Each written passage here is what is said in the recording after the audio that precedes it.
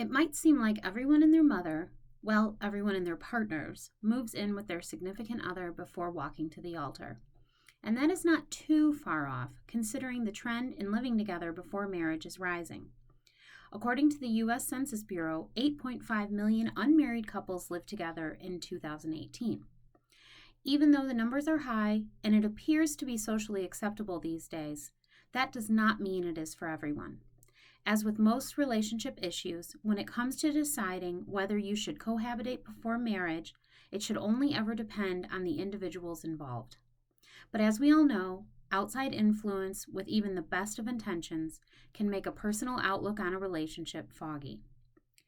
Going from living on your own terms to sharing a place with someone can be simultaneously fun and seem extraordinarily impossible. Sharing a space can bring up a lot of issues and put your relationship to the test. You get a crash course in cooperation, negotiation, and your ability to put someone's needs and tastes above or equal to your own. These are all relationship experiences that you should have prior to getting married. Personally, I can relate to this 100%. When I was just 17 years old, I gave birth to my oldest son. My boyfriend at the time and I decided to keep the baby, stay together, and raise our little family. My traditional immediate family, however, were not going to give cohabitating their blessing unless I was married. Being young, naive, and feeling as if I had no choice, we got married after I graduated high school at the age of 18. Cooperation, negotiation, and selflessness were not on either of our vocabularies. To this day, I think on how it would have ended up had we just lived together first. When you think about it, living with someone and spending nearly 24/7 with them means you'll have a chance to really, truly see their priorities and values, as well as how those line up with yours. It's like a practice run for what your everyday life might be like if you decide to get married down the road.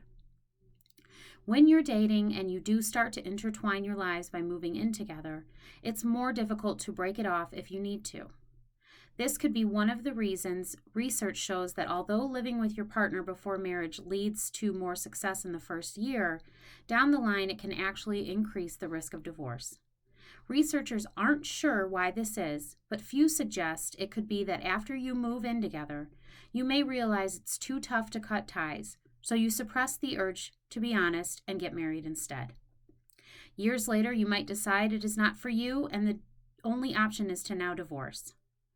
What no one is telling us is that the real key to avoiding divorce down the line could and should be figuring out your level of commitment to the relationship before you ever share a front door.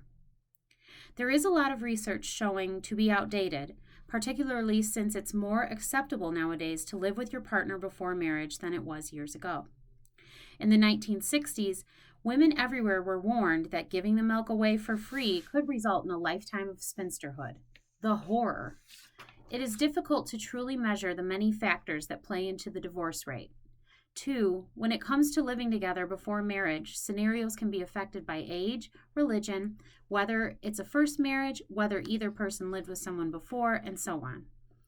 And to top off the confusion on the science, the research looks at the success of a marriage as simply staying together, as in never divorced. Statistics can be helpful in some ways, but really, you must know yourself. Relationships are an effort, so if you have to work at it, whether you're living together for the first time, before, or after marriage. Living together does not charm or doom you. It is whether you live with your partner as much as how you live with your partner. Young adults need to be more aware that it is an arrangement that has upsides and downsides. There needs to be a better communication or education on the matter. Taboo statements about cows and milk need to stop. Young people feel too much pressure to structure themselves just as generations before them.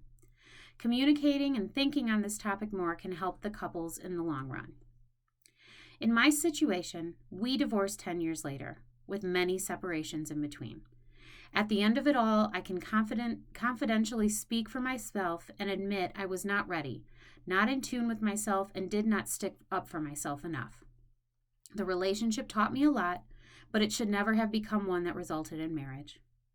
I am since remarried and have been for almost 1.5 years. I have been in a relationship with my husband for 9 years, and we lived together for 4 years prior to getting married.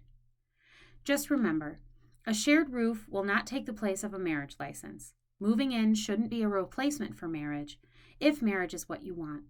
It should be a stepping stone. That means if someone is saying yes to living together just to put off marriage talks, that doesn't necessarily bode well for the future. Moving in with someone, especially if you both have hopes of getting married, is all about blending your lives and bringing together things you both enjoy, creating a couple identity. So, talk about it.